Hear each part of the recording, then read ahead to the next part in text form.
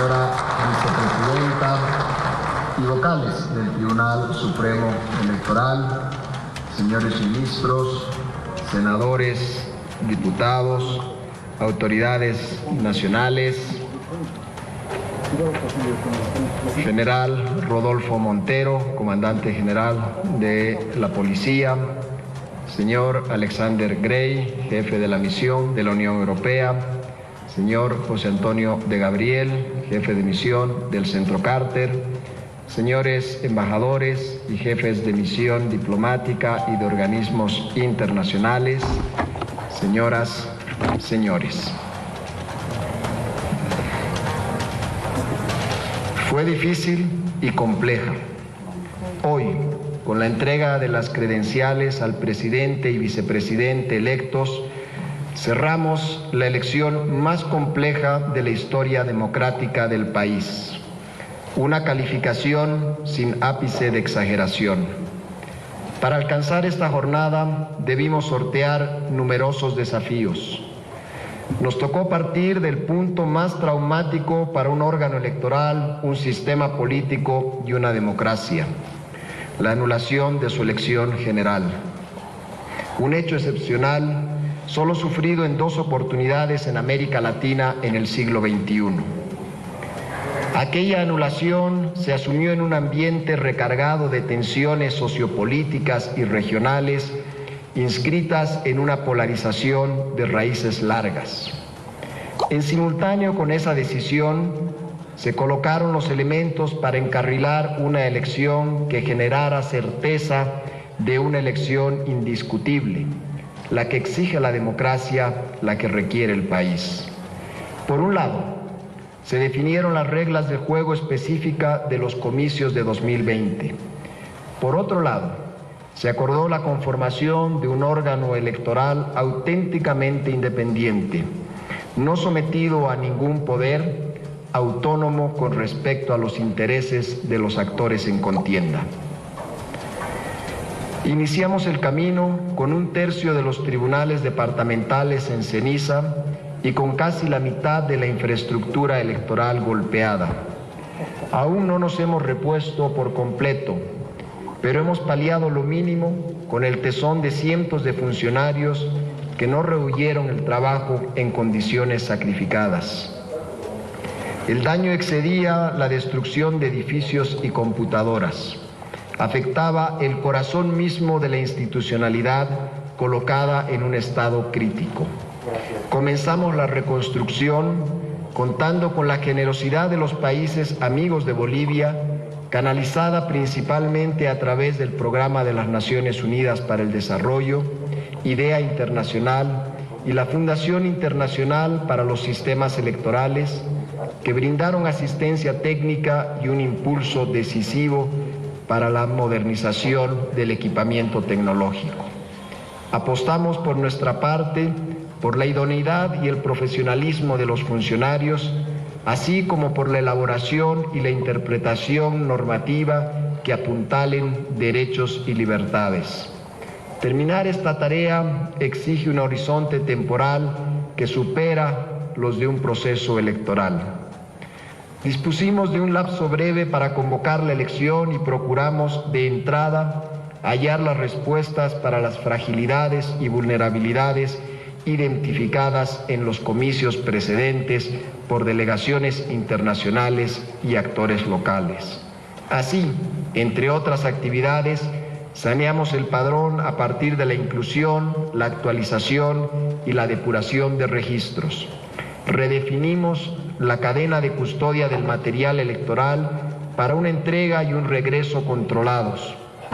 Acotamos la discrecionalidad de la propaganda oficial y alentamos la construcción de espacios de debate tanto en el nivel nacional como departamental. Esa ruta, de por sí escarpada, se abrió a lo desconocido cuando la pandemia del coronavirus irrumpió en el mundo y en el país, obligándonos a suspender la elección.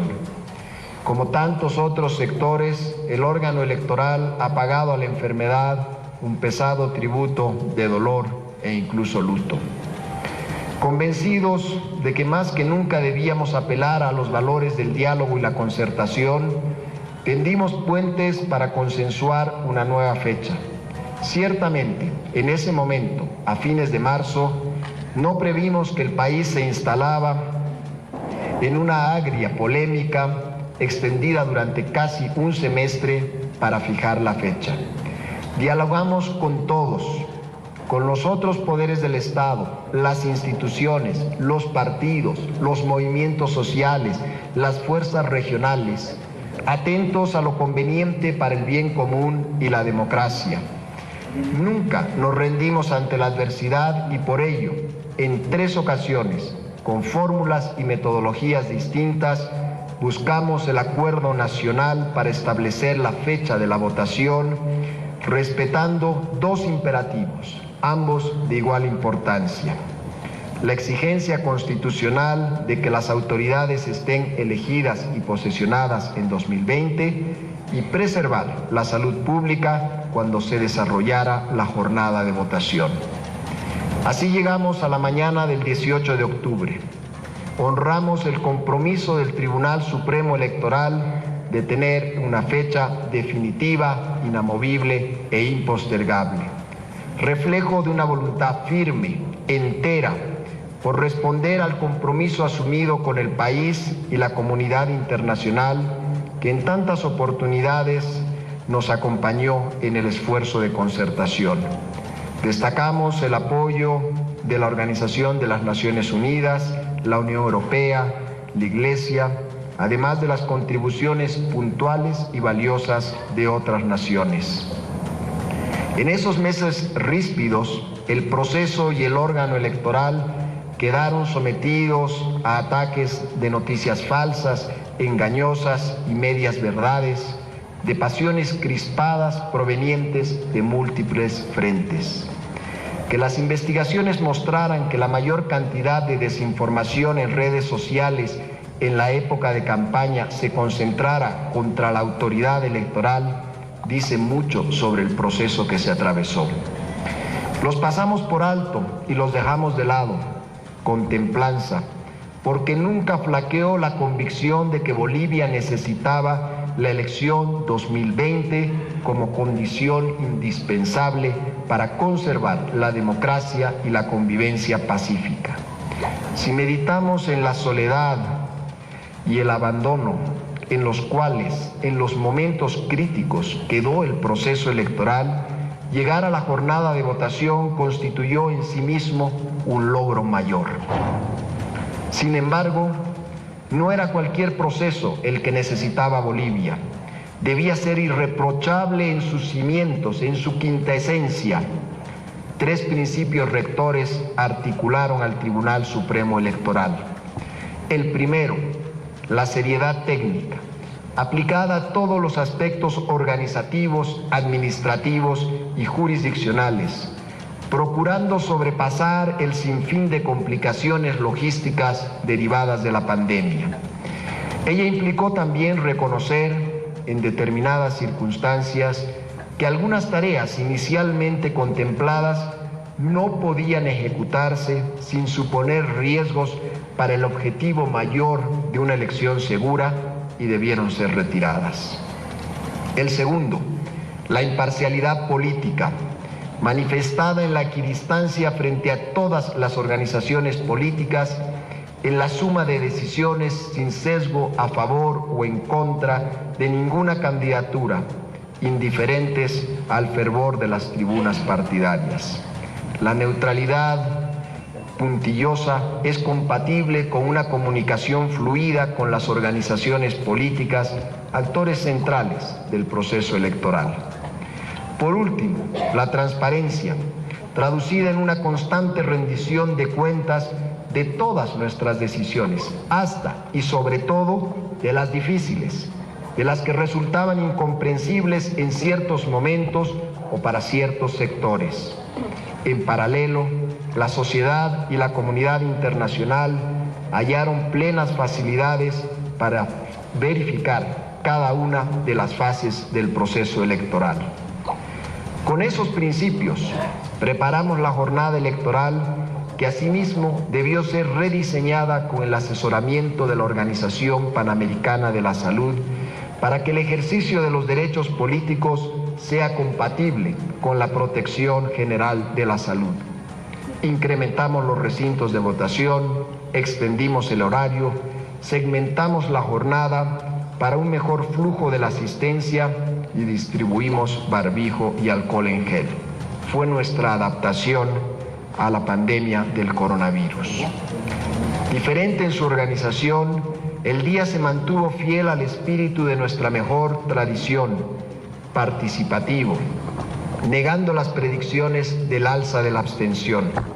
Con 88.4% de participación, los bolivianos marcamos el segundo registro más alto de la historia y uno de los mejores de América Latina en el siglo XXI. Conservamos así intacto uno de nuestros principales activos. Los jurados recibieron el sufragio de sus vecinos de barrio, localidad o comunidad, convertidos en los primeros garantes de la limpieza de la elección. Abrieron las ánforas delante de los ciudadanos, delegados partidarios, periodistas, observadores locales o internacionales, quienes pudieron, con la misma libertad, fotografiar cualquier acta. Todos fueron invitados y ninguna puerta se cerró para observar el conteo límpido de las papeletas para presidente y diputados uninominales. Los jurados cumplieron una labor destacada y los subsanables errores de aritmética no empañan la honestidad de su labor, que permitió que el resultado nacional se cerrara sin mesas anuladas. Las actas, debidamente protegidas, regresaron a los tribunales departamentales electorales para el escrutinio y ser exhibidas en el Internet, tal cual como fueron remitidas desde los recintos, acompañadas de la transcripción de cada cifra. La suma de las actas, una por una, configuró el cómputo nacional, oficial y definitivo. El cómputo exigió paciencia, y entre las lecciones que retenemos está mejorar el equilibrio entre la seguridad del cómputo y la celeridad en la entrega de los primeros datos.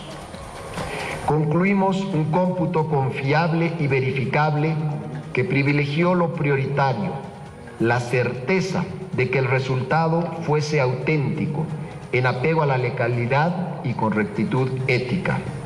Al final, entregamos el cómputo presidencial más rápido de la democracia, en apenas 5 días, contra un promedio de 19 días para las 3 décadas previas. En la mirada retrospectiva, apaciguadas las escaramuzas y asentada la polvareda, el país podrá efectuar el balance sereno de lo fundamental, aquel tan positivo que ya esbozaron y saludaron las principales delegaciones de observación como la de la OEA, la Unión de Organismos Electorales de América, UNIORE, el Centro Carter o la Unión Europea, quizá porque miran las dinámicas con más distancia y objetividad. Nos queda una jornada de votación ejemplar, segura, tranquila y pacífica, escrutada sin restricciones por miles de ojos nacionales y extranjeros. Una jornada participativa, con un comportamiento comprometido y respetuoso de la ciudadanía, de unos con otros, con la democracia y con la salud colectiva. Igual de valioso ha sido el cómputo transparente, reflejo cabal de la voluntad expresada en las urnas, registro fiel de los votos. Constituye la garantía y el zócalo de resultados incuestionables sobre los cuales Bolivia posesionará autoridades con certeza jurídica y legitimidad social. Por eso, el resultado de la elección ha sido reconocido por los contendientes en un gesto que los honra y enaltece, por la comunidad internacional que desplegó misiones de observación que midieron la elección con la vara de los estándares de la integridad electoral, aceptada por las plataformas de observación local y por la sociedad en un acto de madurez democrática, más allá de que los datos los complacieran o los decepcionaran. Ayer entregamos aquí mismo a los parlamentarios las credenciales. Ellos integran una asamblea que expresa el vigor social de un país diverso y rico en la gama de los posicionamientos ideológicos, que se sabe y se asume como tal, y que también es consciente de la imperiosa necesidad de converger en espacios donde se privilegie la concertación para enfrentar las múltiples crisis que acechan. Una asamblea que debe subrayarse porque forma uno de los principales capitales de la democracia nacional, que se sitúa en la vanguardia mundial por el porcentaje de parlamentarias.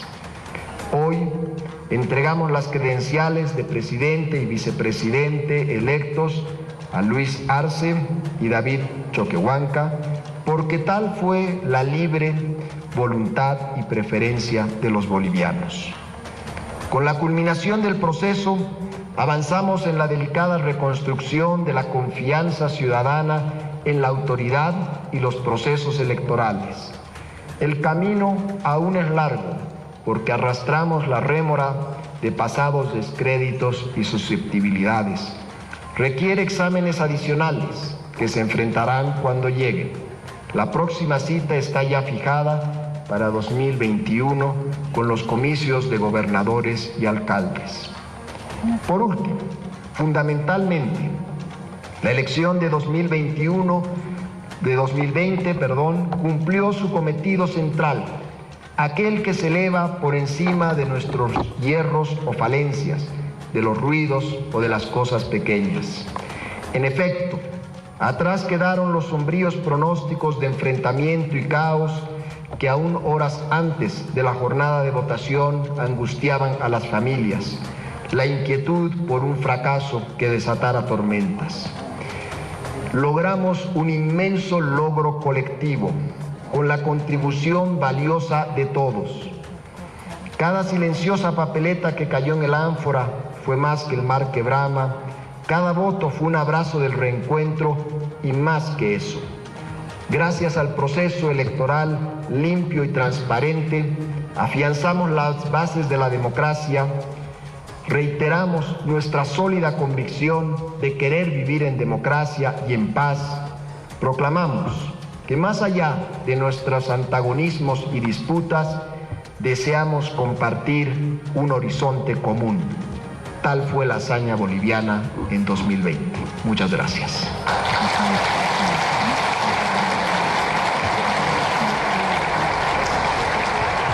Esas eran las palabras del presidente del Tribunal Supremo Electoral, Salvador Romero, minutos previos a la entrega de las credenciales precisamente para el presidente y vicepresidente electos de las elecciones 2020. Recordemos que la entrega de credenciales a las autoridades electas, que empezó con parlamentarios, continúa esta jornada con la entrega del documento al presidente y vicepresidente electos del país. Luis Arce Catacora y David Choquehuanca Céspedes recibirán sus acreditaciones, luego de que el binomio del Movimiento al Socialismo ganó las elecciones del 18 de octubre con un 55,10% de los votos.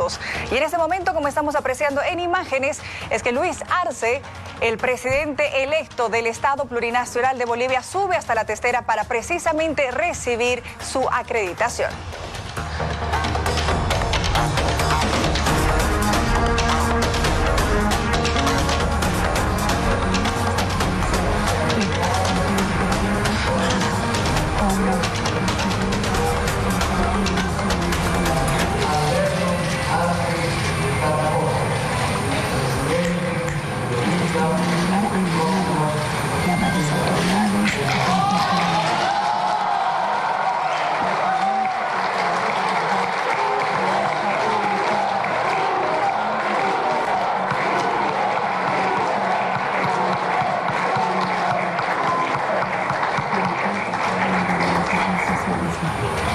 Y de esa manera, con felicitaciones, con aplausos, es que el presidente de Bolivia está recibiendo esta acreditación como el nuevo presidente de nuestro país. Recordemos que Luis Arce es el actual presidente electo de Bolivia y él tiene 57 años, es economista y contador general de profesión. Él fue ministro de Economía por casi 12 años en el gobierno de Evo Morales.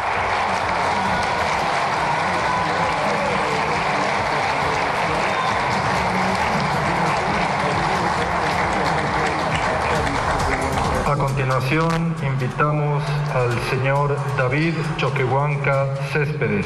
Siguiendo con esta ceremonia, como estamos escuchando, también a esta hora de la mañana será la entrega de esta acreditación al vicepresidente del Estado Plurinacional de Bolivia, David Choquehuanca Céspedes, quien también está subiendo a la testera. Él llegó acompañado de su familia, de sus hijos, de su esposa, y en este momento recibe por parte del presidente del Tribunal Supremo Electoral precisamente esta acreditación como nuevo vicepresidente, nueva autoridad de Bolivia.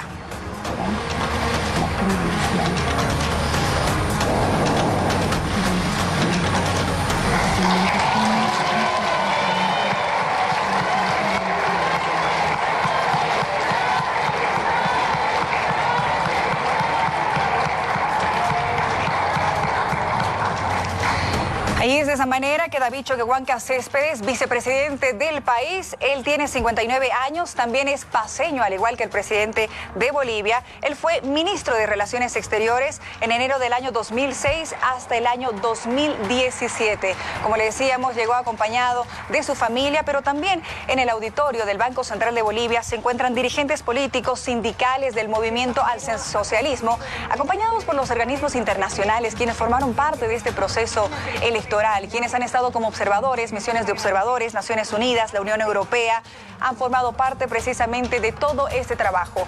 Y de esta manera es que diferentes personas, autoridades, están acercándose precisamente al vicepresidente David Choquehuanca y al presidente de Bolivia, Luis Arce, a realizar esta felicitación.